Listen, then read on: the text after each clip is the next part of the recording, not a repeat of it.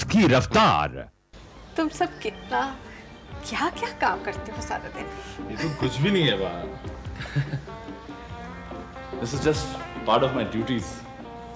और बा, अब तो 24 घंटे बस एक ही सपना दिमाग में चलता रहता है कि हमारा अखबार हमेशा छपता रहे, हमेशा लोगों तक पहुंचे। एक भी दिन ऐसा ना हो कि हमारा अखबार लोगों तक ना पहुंचे, नहीं तो ये उनकी जीत होगी और हमारी हार। और बा, किसी भी कीमत पर हमारी हार नहीं होनी चाहिए। नहीं, तुम जरूर कामयाब होगे, तुम्हारा सपना सच्चा होगा। बस भाई यही आशीर्वाद चाहिए था आपसे। मंथन, आभा कहाँ है? वो अपने भाई को मिलने के लिए घर गई है। अच्छा तुम 1 मिनट रुको, हाँ मैं अभी चाय लेकर आई। ऐसा भी कहीं काम होता है क्या? कितना काम करते हो तुम सब लोग। मुश्किलें आती हैं तो रिश्ते और भी गहरे हो जाते हैं। अब तो ऐसा लगता है तुम और आभा प्रजासत्ताक के पत्रकार नहीं, इस घर के बच्चे हो। सच ही तो है बा, हम इस अखबार को सिर्फ एक अखबार नहीं बल्कि अपना परिवार मानते हैं। तो फिर हमारे रिश्ते एक दूसरे के साथ उतने गहरे हैं जितने एक परिवार में एक दूसरे के साथ होते हैं। तुम सब हो तो अब मुझे फिक्र करने की कोई जरूरत नहीं। नहीं बा, ऐसा नहीं है। उल्टा आप हमारे साथ हैं, आपका आशीर्वाद हमारे साथ है, तो हमें फिक्र करने की कोई जरूरत नहीं है। अब प्रजासत्ताक कोई भी मुश्किल का सामना कर सकता है। अच्छा, मैं चलती हूँ, पूजा का समय हो रहा है। मैं ऊपर होंगी पूजा घर में। हाँ,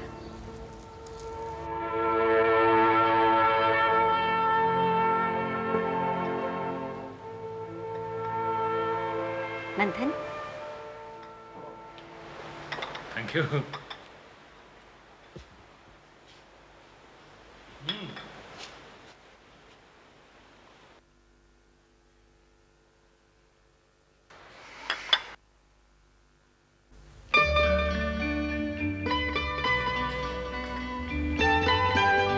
ऐसे क्या दिख रही हो? क्या हो गया तुम्हें? कुछ भी तो नहीं। नहीं, कुछ तो हुआ। बड़े प्यारे लग रहे हैं।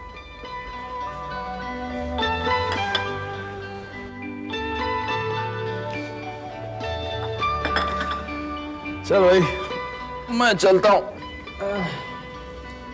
वही मिलते हैं ऑफिस में।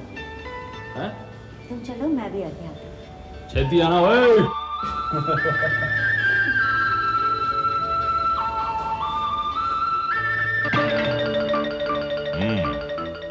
कुंदन, लगता है तुम्हारा जादू उतरने लगा है। वो कल की लड़की तुम्हें मात देकर चली गई।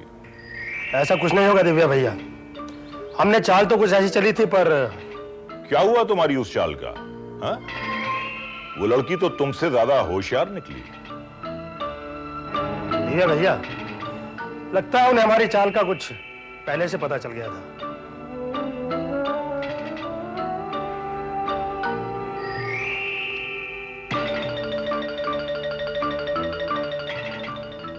हर वो आदमी बहाने बनाता है जो मात खा गया, मगर बाद में लंगड़े बहाने बनाने से क्या फायदा? मात आखिर मात है। दिव्या भैया, ये कुंदन के साथ पहली बार हुआ है और हम भी कसम खाते हैं कि उस लड़की को ऐसा सबक सिखाएंगे कि जिंदगी भर याद रखेंगे। रहने दो, रहने दो। उनके बारे में सोचो जो अंदर हैं। अगर उन्होंने अपनी जबान खोल दी तो? नहीं भैया, वो कभी जुबान नहीं खोलेंगे। वो कुंदन के आदमी हैं, वो जान दे सकते हैं लेकिन जुबान नहीं खोलते। अगर उन्होंने अपनी जबान खोल दी तो मैं तुम्हारी जबान बंद कर दूंगा। बेशक, कुंदन हाजिर है। जाओ।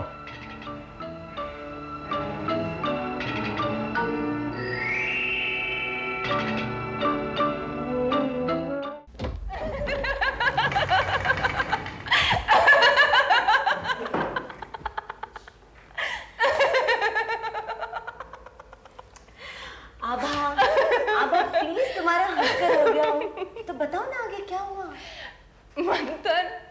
मंथन इज क्रेजी, यू नो। क्यों? वो सरदार के गेटअप में इतना क्यूट लग रहा था ना, मैं बता नहीं सकती। मैंने उससे कह दिया तुम ऐसे ही रहा करो, ऐसे बहुत अच्छे लगते हो। मैं तुम्हें बताऊंगी तो तुम बिलीव नहीं करोगे, वो खंडाला से लेकर पूना तक खुद टेम्पो चला कर गया। राउंड द क्लॉक काम करता है, इतना मेहनती है, इतना वर्कहॉलिक है, मैं तुम्हें क्या बताऊं। मानसी, एक बात है, अगर ये लड़का हमारी प्रेस में नहीं होता ना तो हमारा अखबार इतनी ऊंचाइयों तक नहीं पहुंच पाता। सचमुच बहुत हिम्मती है वो। हिम्मत तो है, उसके अलावा उसके पास में दिमाग भी है, और उस दिमाग का वो सही जगह पे सही इस्तेमाल करता है। उसने कैसे मिर्जा साहब को मनाया है। ही इज द रिपोर्टर, लेकिन टेम्पो चलाने से लेकर प्लेट मेकिंग तक के सारे काम उसको आते हैं। वहां जाके उसने पेज बनाया, प्लेट बनाई, उसके बाद उसे प्रिंट किया, प्रिंट करने के बाद सारा सामान लोड किया और वो लॉरी चलाकर बॉम्बे तक आया। He is amazing. क्यों, वहाँ कोई और नहीं है क्या काम के लिए? अरे मिर्जा साहब का स्टाफ इतना लिमिटेड है, उनकी कैपेसिटी बहुत कम है। मानसी देखना, एक दिन मंथन इन्वेस्टिगेटिव रिपोर्टर्स की हिस्ट्री में अपना नाम जरूर बनाएगा। कितना काम करता है, सोया भी नहीं है कितने दिनों से। He is amazing. कमाल का है।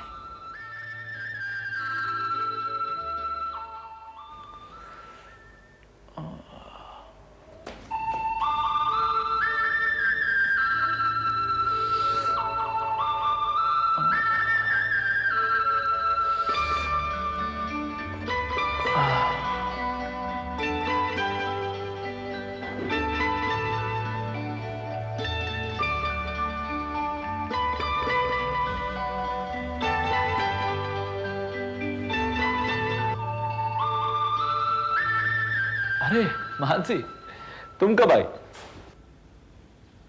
क्या हुआ तुम्हारी आंखों को? नहीं, कुछ नहीं। कब से नहीं सोए? याद नहीं।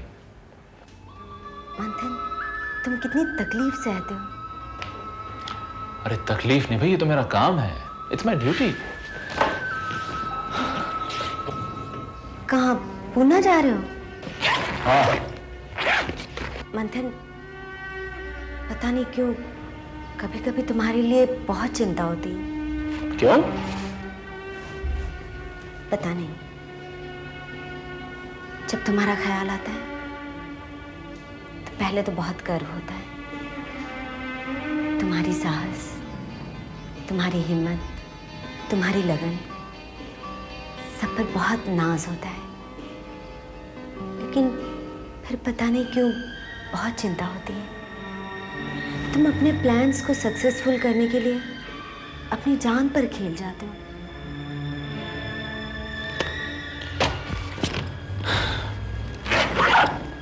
मानसी,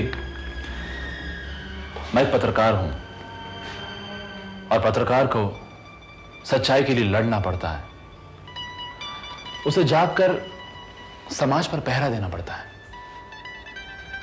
सच्चाई का रास्ता बहुत कठिन है, बहुत मुश्किल है, इसलिए सर पे कफन बांध के चलना पड़ता है। तुम्हें डर नहीं लगता? लगता ना, लेकिन मौत से नहीं। मुझे डर लगता है इस बात से कि कहीं सच्चाई के इस रास्ते पे चलते चलते मेरे कदम डगमगा ना जाएं। कहीं सच्चाई लिखने वाला ये कलम मेरे हाथ से छूट ना जाए। बाकी मौत का क्या है, एक ना एक दिन तो सबको आनी है। अब वो कौन सा चोला पहनकर आएगी ये तो ऊपर वाला ही जानता है। मंथन, ऐसी बातें मत करो। मैं जानती हूँ ये बहुत शूरवीरों की भाषा है, लेकिन तुम जब ऐसी बातें करते हो ना तो मेरा दिल कांप उठता है। तुम मेरी बहुत चिंता करती हो, मैं जानता हूं। वैसे इस प्रेस की एक मालकिन होने के साथ साथ तुम मेरी अच्छी दोस्त भी हो। उस दिन आभा भी मुझसे कह रही थी अपना ख्याल रखा करो, ज्यादा काम मत किया करो। वो तो मुझे कह रही थी कि अपने साथ हथियार रखा करो। ठीक ही तो कहती। मंथन, तुम सचमुच कोई हथियार क्यों नहीं रखते अपने पास? हथियार है ना मेरे पास। क्या? ये, और दूसरा ये, मेरे पास दो दो हथियार हैं। इस कलम ने न जाने कितने तख्तो ताज को हिला दिया, न जाने कितने शूरवीरों की तलवार को नीचा कर दिखाया। इस कलम ने बहुत ताकत है इसमें। तुम मेरी फिक्र मत किया करो, अब तो यही मेरी जिंदगी है। चलता हूं, बाय बाय।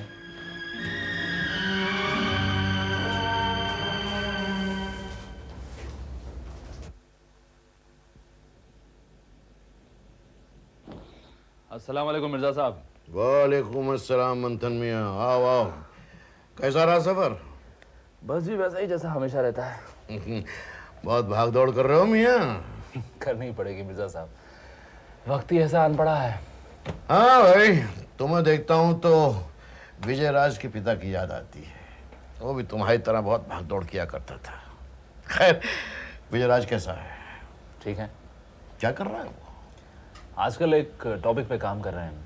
अच्छा, कौन सा टॉपिक? ये डीएम के एक पीए हुआ करते थे, अग्निहोत्री।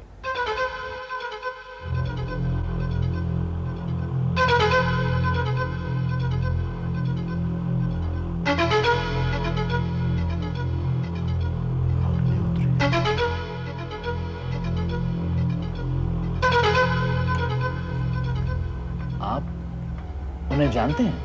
नहीं नहीं, मैं नहीं जानता। तो फिर आप इतनी सोच में क्यों पड़ गए?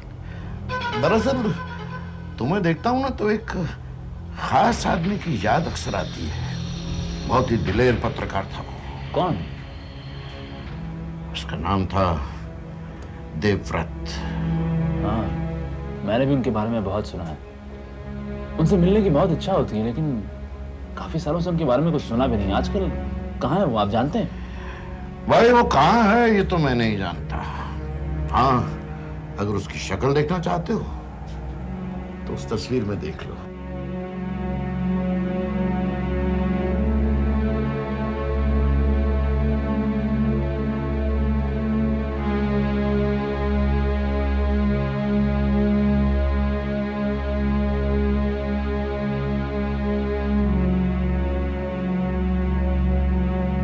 मेरे हाथों पुरस्कार मिल रहा है उसे। डीएम को नाक चने चबा दिए थे इसने। सच पूछो तो अगर डीएम को किसी ने दिन में तारे दिखाए तो देवव्रत ने दिखाए। लेकिन न जाने अब वो है कहां। खैर छोड़ो इन बातों को, मुझे भी एक जरूरी काम करना था, मैं कर रहा हूं। और तुम्हें भी तो एक नया इशू निकालना है ना? जी हाँ। जाओ प्रेस में जाओ। ओके।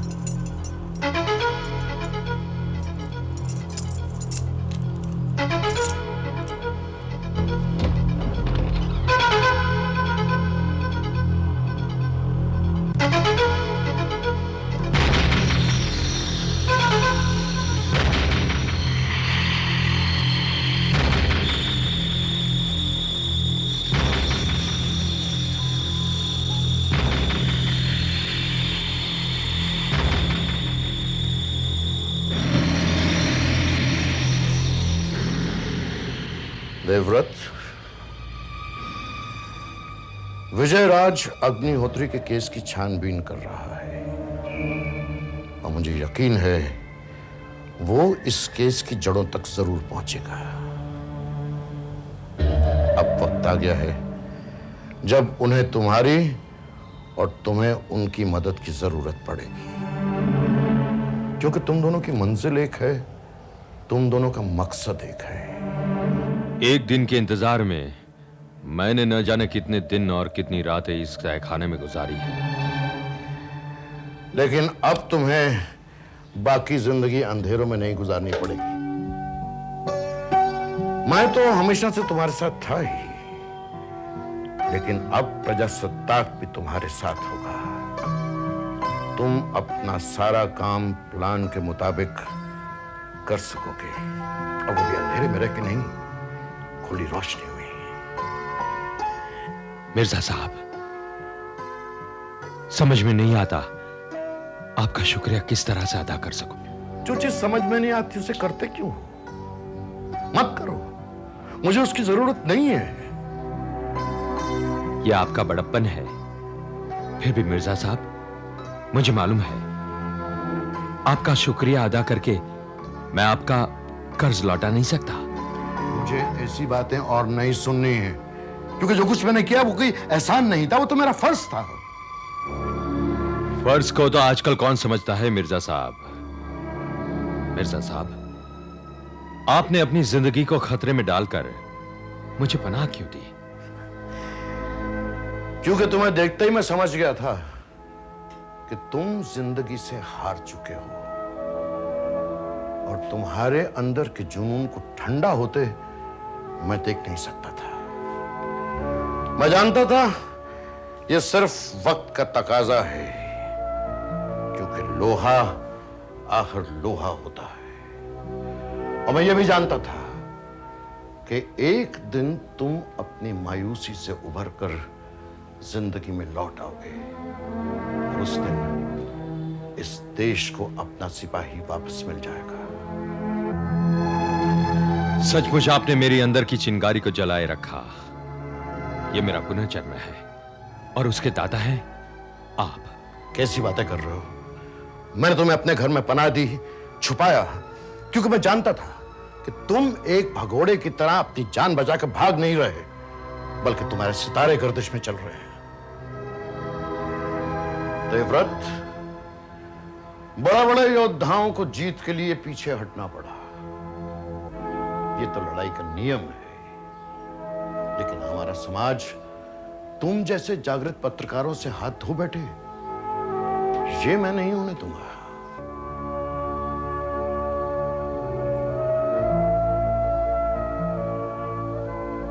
मिर्जा साहब, भगवान को मैं नहीं मानता, लेकिन आज भगवान को मैंने देखा है। आपके आशीर्वाद ने मुझे नई जिंदगी दी है। अब देखना है नई जिंदगी को मैं क्या देता हूं।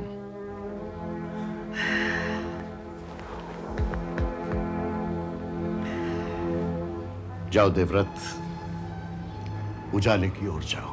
अल्लाहु अकबर, अल्लाहु